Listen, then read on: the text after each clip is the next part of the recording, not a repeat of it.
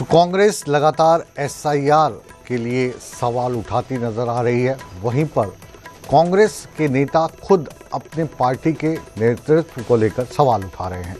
जी हां, हम बात कर रहे हैं कुलदीप शर्मा की, जो हरियाणा में विधानसभा के अध्यक्ष भी रहे हैं, भूपेंद्र सिंह हुड्डा के खास दोस्त भी हैं। लेकिन अब उन्होंने कहा है कि पूर्व मुख्यमंत्री भूपेंद्र सिंह हुड्डा अगर 2024 में पार्टी के हिसाब से चुनाव लड़ते तो जीत जाते, लेकिन व्यक्ति विशेष के तौर पर यह चुनाव लड़ा गया, जिसके कारण पार्टी को हार का मुंह देखना पड़ा। उन्होंने विजेंद्र सिंह की यात्रा के समापन समारोह में हुड्डा की गैर मौजूदगी पर भी सवाल उठाए। एसआईआर को लेकर के कांग्रेस की बड़ी बैठक हुई है। बैठक के अंदर क्या मंथन हुआ है, हमारे साथ वरिष्ठ नेता पूर्व स्पीकर कुलदीप शर्मा है, उनसे बात करते हैं।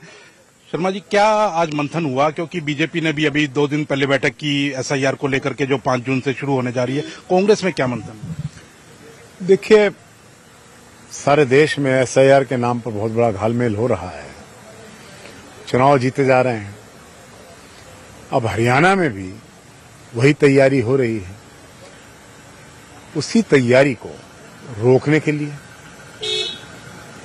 करेक्ट वोटर, किसी का वोट जो सही है वो रुके ना और जो गलत है वो बचे ना, इस बात के लिए भारतीय जो कांग्रेस पार्टी है उसकी समस्त लीडरशिप ने बैठकर एक मोडस ऑपरेंडी बनाया है।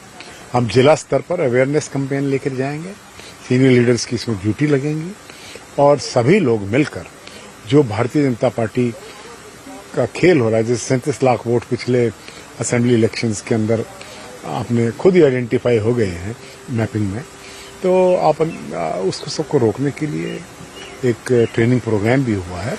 हमने आइडेंटिफाई किया है कि किस प्रकार से ये मिसचिफ होती है, तो उन सब बिंदुज को एड्रेस तो आप लोग BLA 1 जो हैं, BLA 2 हैं कांग्रेस के, उनको पूरी तरह से सक्रिय करेंगे? उनको ट्रेन करेंगे और ट्रेन करके हम इसको फाइट करेंगे। पॉलिटिकल फाइट है ये और इसको पॉलिटिकली फाइट करें। लेकिन भारतीय जनता पार्टी के नेता लगातार कहते हैं कि एसआईआर कोई पहली बार थोड़ी ना हो रहा है, ये तो पहले भी होता रहा है। मैं आपसे सहमत हूं कि एसआईआर पहले भी हुआ है और आगे भी होगा।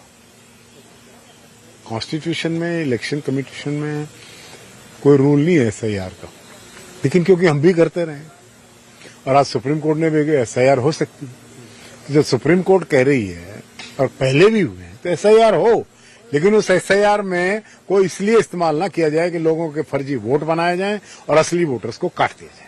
एक विवाद भी वहां सामने आया रोहतक के अंदर, जब ब्रजेंद्र सिंह की यात्रा थी, भूपेंद्र सिंह हुड्डा वहां मौजूद नहीं थे। आपने कहा चाचा को आशीर्वाद देने के लिए आना चाहिए था। भूपेंद्र सिंह हुड्डा बाद में ये कहते हुए नजर आए कि कुलदीप शर्मा मेरा ही तो नुमाइंदा था वहां।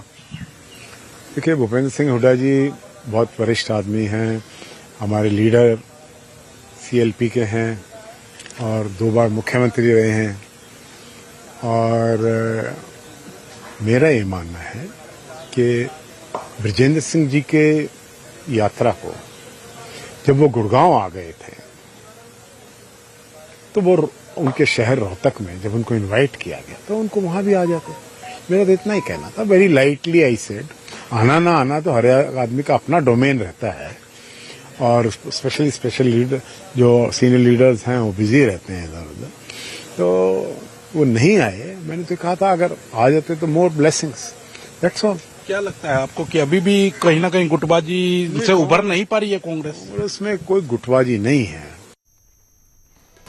तो इस बातचीत को अगर आपने ध्यान से सुना है तो आप साफ तौर पर देख सकते हो कुलदीप शर्मा भूपेंद्र सिंह हुड्डा से खफा से हैं। खैर, आगे बढ़ते हैं और अब बात बुलेटिन में करते हैं तपती गर्मी से राहत की, जो हरियाणा ने दिल्ली को दी है। अब हरियाणा तपती गर्मी से दिल्ली को राहत कैसे दे सकता है, ये आप सोच रहे होंगे। दरअसल जो जल का संकट है उससे राजधानी दिल्ली बहुत बुरे तरीके से जूझ रही थी, लेकिन हरियाणा सरकार ने दिल्ली को बड़ी राहत दी है। हरियाणा की मुनक नहर के जरिए दिल्ली को 989.5 क्यूसेक अतिरिक्त पानी छोड़ा गया है। बताया जा रहा है कि दोनों राज्यों की सरकारों के बीच बातचीत के बाद ये फैसला लिया गया। लगातार दिल्ली में जाने वाली यमुना नदी का जलस्तर लगातार घटता जा रहा था, जिससे पानी की किल्लत गहराने लगी थी।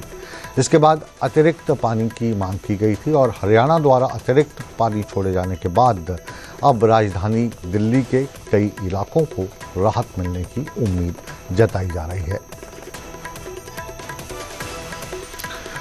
इस मसले पर बातचीत करने के लिए हमारे साथ इस वक्त लाइव हैं अंकित दुदानी। अंकित, ये जो हरियाणा दिल्ली को राहत पहुंचाने की कोशिश कर रहा है, इसके क्या मायने हैं? क्योंकि हरियाणा लगातार पंजाब से पानी की मांग करता रहता है कि हमें हमारे हिस्से का पानी दीजिए। तो क्या हरियाणा ये जो दिल्ली को पानी दे रहा है, ये बीजेपी की दोनों जगह सरकार है इसके चलते दे रहा है? क्योंकि पंजाब ने तो हरियाणा को एक बूंद पानी नहीं देने की कसम खा रखी है। बिल्कुल, इसमें कोई दो राय नहीं है। और पिछले साल विवाद भी हुआ था पंजाब के साथ, जब विवाद हुआ था और काफी बयानबाजी भी आपस में निकल करके आई थी, बीबीएमबी के चेयरमैन को बंदी तक बना लिया था, तो काफी विवाद सामने आया था। लेकिन पंजाब पानी नहीं दे रहा, हरियाणा को अपने हिस्से का पानी बीबीएमबी से मिल रहा है और अब 989.5 क्यूसेक पानी जो है वो दिल्ली को हरियाणा दे रहा है, क्योंकि यमुना नदी का जलस्तर काफी नीचे जा रहा था। और इसी के लिए अधिकारियों की जब आपस में बात हुई, हरियाणा के अधिकारी और दिल्ली के अधिकारियों की जब आपस में बात हुई है, तो उसके बाद ये पानी छोड़ा गया है। और ऐसा नहीं है कि ये पहली बार छोड़ा गया है, इससे पहले भी जब केजरीवाल गवर्नमेंट थी तब भी जब वो पानी की डिमांड करते थे हरियाणा से, तब हरियाणा पानी देता तो जरूर था, लेकिन कुछ मिन्नतें कराने के बाद देता था। उनको हाईकोर्ट का रुख करना पड़ता था और हाईकोर्ट का रुख के बाद हरियाणा पानी छोड़ता था। लेकिन हरियाणा दिल्ली को लगातार पानी देता है, बेशक पंजाब हरियाणा को पानी ना दे। और पानी का विवाद कोई आज का विवाद नहीं है। आपको जानकारी है कि एसवाईएल का विवाद हरियाणा और पंजाब के अंदर कितने ही सालों से अटका पड़ा है। एसवाईएल नहर बना करके आट दी गई और आटने के बाद दोबारा से सुप्रीम कोर्ट में मामला गया, मंत्रिपरिषद में मामला गया, तो लगातार एसवाईएल का मामला अभी तक सुलझा नहीं है। लेकिन पानी की जरूरत जहां जिस समय जिसको होती है तो वो पानी सप्लाई करता है। अभी यमुना का जलस्तर नीचे जा रहा था, तो उसको बचाने के लिए हरियाणा ने 979.5 क्यूसेक पानी जो है वो हरियाणा ने दिया है दिल्ली को। और ये बात एक सॉफ्ट कॉर्नर जरूर कह सकते हैं, क्योंकि बीजेपी की गवर्नमेंट दिल्ली के अंदर भी है और बीजेपी की गवर्नमेंट हरियाणा के अंदर भी है। और जो दिल्ली की मुख्यमंत्री है वो खुद भी हरियाणा से ही संबंध रखती है, हरियाणा की रहने बेटी है। तो कहीं ना कहीं इस नाते भी दिल्ली को भी कोई दिक्कत ना हो, क्योंकि दिल्ली में भी भारतीय जनता पार्टी के जो आला नेता है, बेटे तो अरविंद केजरीवाल जो थे दिल्ली के मुख्यमंत्री जो थे वो भी हरियाणा के ही थे और भिवानी के पास सिवानी के रहने वाले थे।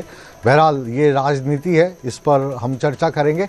लेकिन अभी कुछ महीनों के बाद अंकित ऐसी स्थिति आ जाएगी जब बारिश होएगी तो दिल्ली वाले कहेंगे कि हरियाणा वाले पानी छोड़ देते हैं हथनीकुंड गराज से और दिल्ली में बाढ़ आ जाती है।